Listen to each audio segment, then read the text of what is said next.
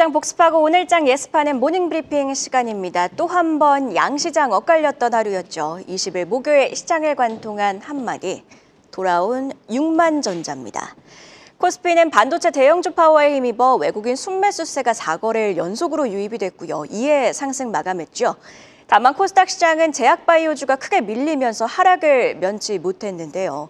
자, 그렇기에 먼저 바이오주 이야기부터 해보겠습니다. 첫 번째 헤드라인, 알테오젠 유한양행 신약 임상 발표 바이오주 줄 하락입니다. 유럽 폐암학회에 참가하는 알테오젠과 유한양행 어제 신약 임상 결과를 공개했죠. 일단 알테오젠은 머크의 키투르다 SC, 즉 피하주사형 임상 3상 결과가 공개됐습니다. 기존 정맥주사형에 비해서 열등하지 않다는 걸 입증해냈고요. 지난 임상보다 객관적 반응률, 무진행 생존율 기간, 그리고 부작용에 있어서도 소폭 개선된 걸 나타냈습니다.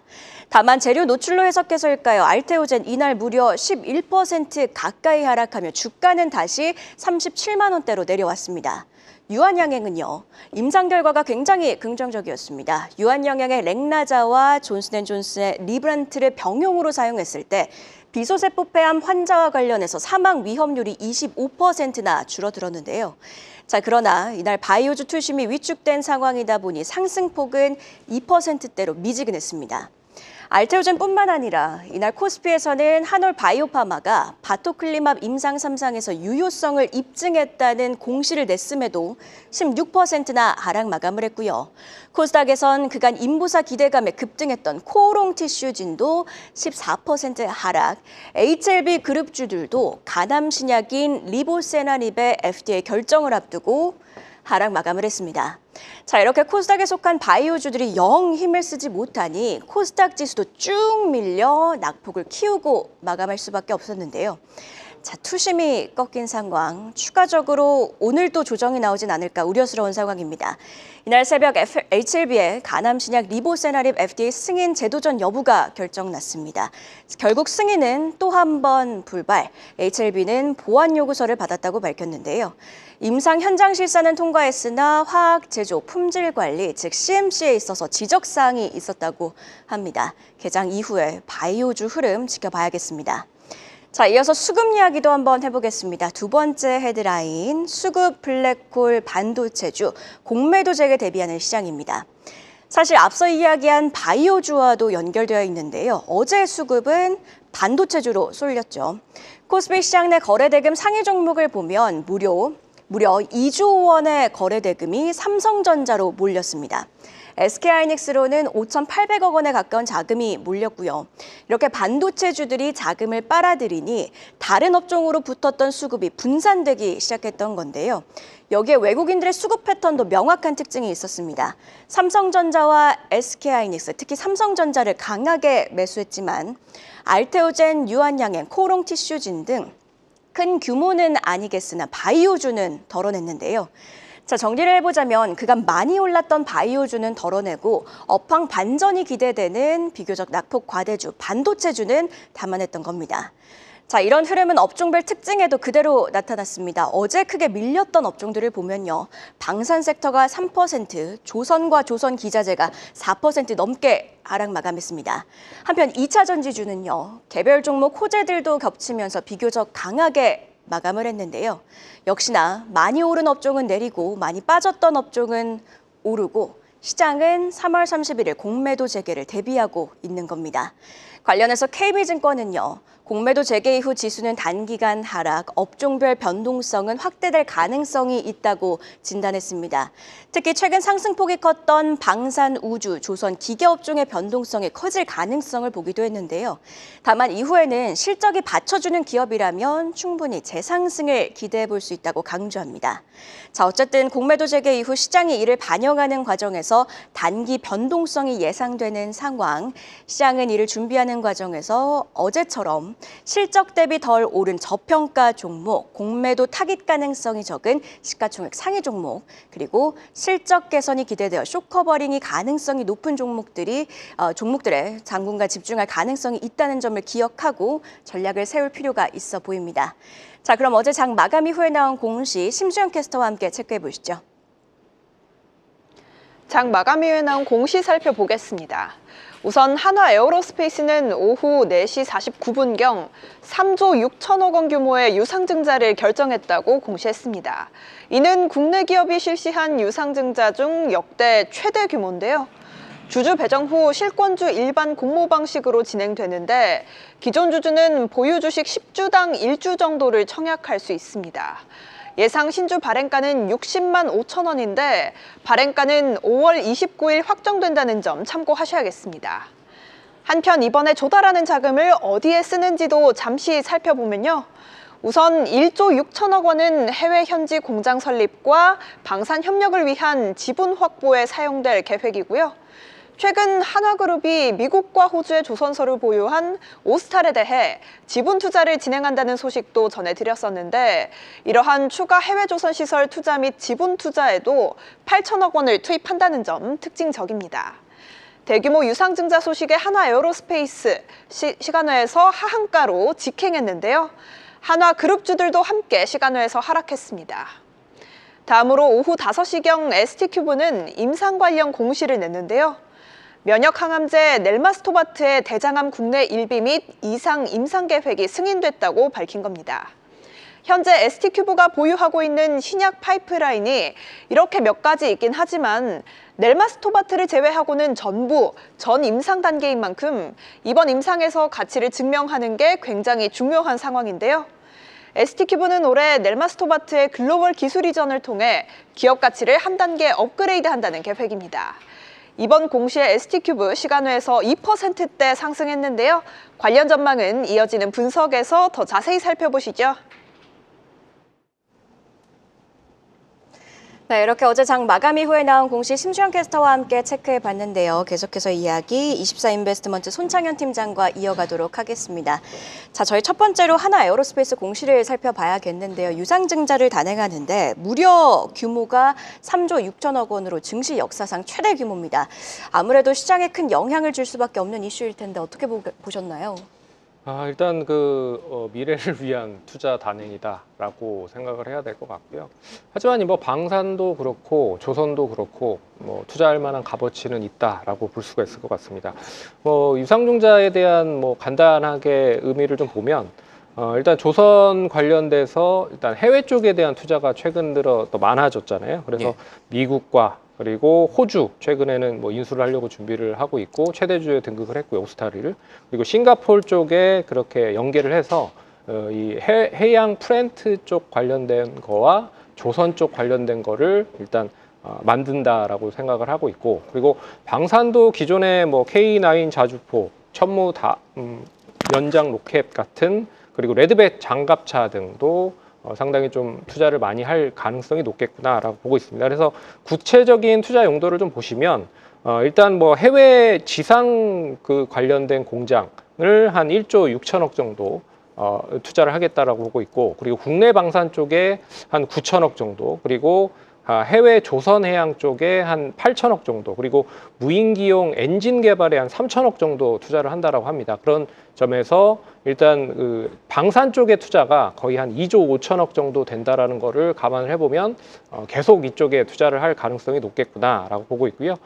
일단 3조 6천억을 이제 주주 배정 후 실권주 일반 공모 방식으로 일단 자금 조달을 해요. 그리고 우리 사주도 한 20% 정도 준비를 하고 있기 때문에 얼마만큼 이 우리 사주와 더불어서 일반 이 신주에 배정을 하는 그런 주주들이 이제 청약을 하는 데 있어서 원활하게 좀 하는지를 좀 눈여겨 보셔야 될 것 같고, 제가 봤을 때는 단기적인 조정은 어느 정도 불가피할 수 있을 것이다라고 보고 있습니다. 그리고 동사가 한 4,500만 주 정도의 주식 수가 있는데 이 중에 이제 유통 주식 수로 따진다라고 하면 2,700만 주 정도 되거든요.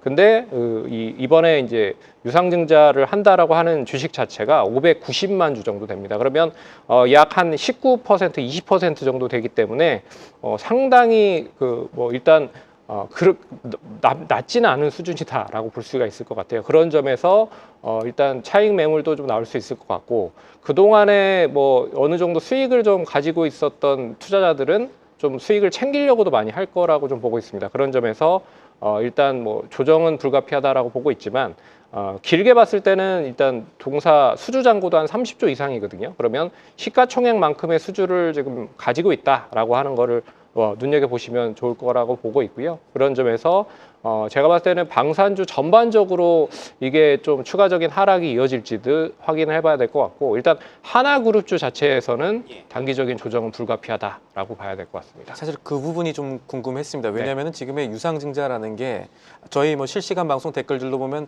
몇 년치 유증을 당겨서 한 것 같다라는 얘기들도 있고, 이게 단순하게 한 기업의 이슈가 아니라 우리나라에서 왜 자꾸 이렇게 유상증자하느냐라는 걱정 때문에 한화라는 그룹의 이미지 하락으로 이어질 가능성이 없냐라는 질문을 하고 싶었거든요. 그러니까 하나그룹주도 오늘 전체적으로 조금 좋지 않을 것 같다라고 보시는 거죠? 일단 하나그룹주 자체에서 일단 돈을 융통할 수 있을 만한 데가 뭐 제가 봤을 때는 가장 높았었던 그 가능성이 높은 데가 하나 에어로스페이스였어요. 예. 거기에 하나 시스템 정도라고 생각을 하고 있는데, 또 최근에 필리조선소도 두 개 다 합쳐서 인수를 하려고 준비를 하고 하나오션도 있고요. 그렇고, 예. 네, 그런 점에서 제가 봤을 때는 일단 이 경영진이 일단 좀 상당히 좀 결단을 내린 게 아닌가 권곤일척에 술을 던졌다 정도로. 예. 라고 생각을 해봐야 될 것 같고, 일단 하지만 이게 반증을 할 수 있는 부분은 방산 쪽과 조선 쪽은 앞으로 계속 좋아질 수 있겠다라고 좀 볼 수가 있기 때문에, 이걸 뭐 단기적인 노이즈로 지금 시점에서 팔아야겠다라고 생각을 하는 것보다는 지금 일단 보유하고 계신 분들은 조금 이제 하락에 대한 거를 좀 진정을 하는 것까지는 보시고 나서 결정을 해도 늦지 않겠구나라고 보셔야 될 것 같습니다. 앞서서도 짚어봤듯이 지금 최근 시장은 공매도 재개를 준비하면서 그간 많이 올랐던 종목들은 팔고 있는데, 네. 이렇게 하나 에어로스페이스가 유상증자에 단행을 한 건 방산주 투자 심리 자체를 좀 위축시키진 않을까요? 예, 그게 또 어떻게 보면 좀 상당히 좀 부담스러운 것 중에 하나라고도 생각을 할 수 있을 것 같아요. 그래서 하나그룹주뿐만 아니라 이게 방산주 쪽으로 전반적인 투자 심리가 악화가 된다라고 하면 결국 또 차익 매물이 나올 가능성이 높거든요. 그런 점에서 오늘 이 방산주와 더불어서 조선주까지로도 이게 연계가 될 수 있는지를 한번 눈여겨보셔야 될 것 같고요. 하지만 이제 무조건 매도는 답은 아닌 것 같다라고 생각을 해보셔야 될 것 같습니다.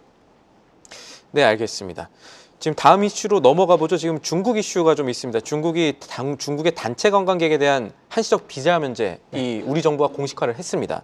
그럼 이르면 상국위기부터 시작이 될 텐데, 관련해서 수혜주가 있을 건데 주목할 만한 종목 어디 있을까요? 제가 보고 있는 거는 이제 글로벌 텍스프리라고 하는 업체입니다. 예. 뭐 아시는 분도 많이시겠지만, 이제 물품을 외국인들이 구입을 하면 일단 내국세를 환급을 해주는 생각으로 생각을 하시면 될 것 같아요. 그래서 텍스 리펀드라고 하는 회사다라고 생각을 하시면 될 것 같습니다. 그래서 외국인 관광객이 계속적으로 늘어나면 늘어날수록 동사는 이제 수혜를 받을 가능성이 높을 것 같고, 특히나 뭐 3분기에 이제 중국 전담 여행사가 모집한 단체 관광객 무비자를 허용을 한다라고 하면 상당히 국내 쪽에 있어서의 이 관련된 종목들은 상당히 우호적이다라고 볼 수가 있을 것 같아요. 그래서 코로나 이전까지의 중국 단체 관광객을 포함한 관광객들을 보면 이제 76%까지 올라왔다. 아직까지 100%는 다 올라오지 못한 수준입니다. 그런 점에서 이 중국 단체 관광객 허용되면 일단 기존에 올해는 460만 명이었는데요, 602만 명까지 올라갈 수 있다라고 보고 있고요.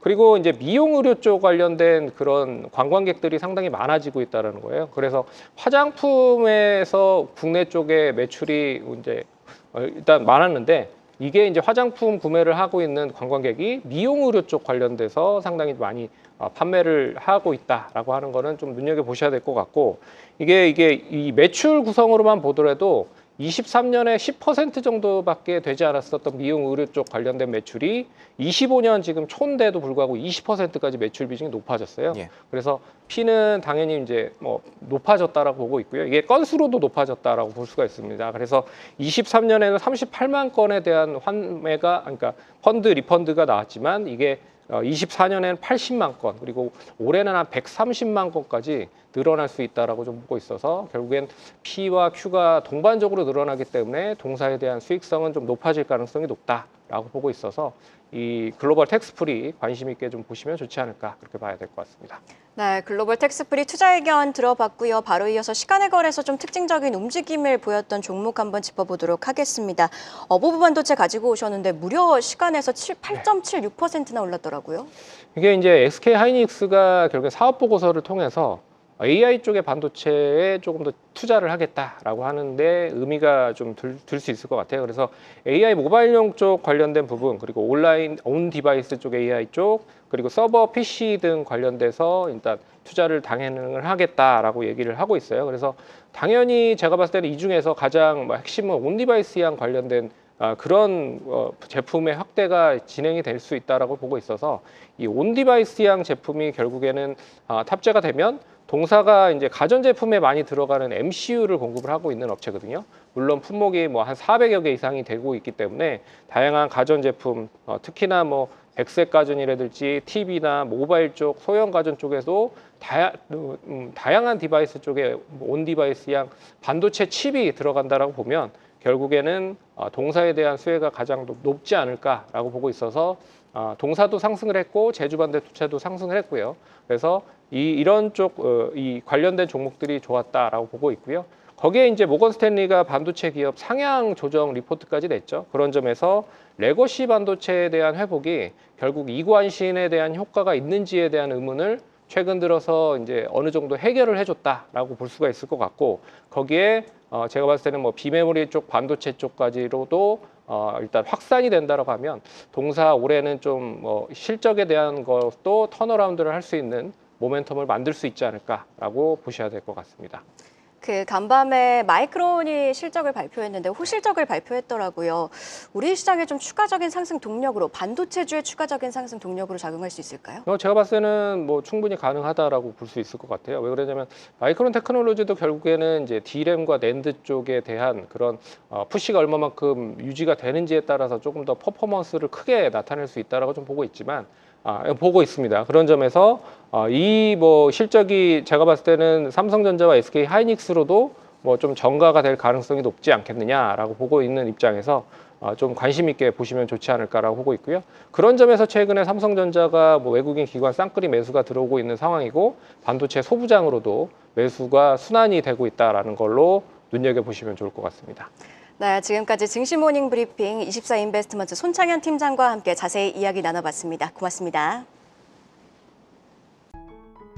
계속해서 다양한 경제 이슈를 알고 싶다면 구독과 좋아요, 알림 설정 부탁드립니다. AI 캐스터 권미정이었습니다.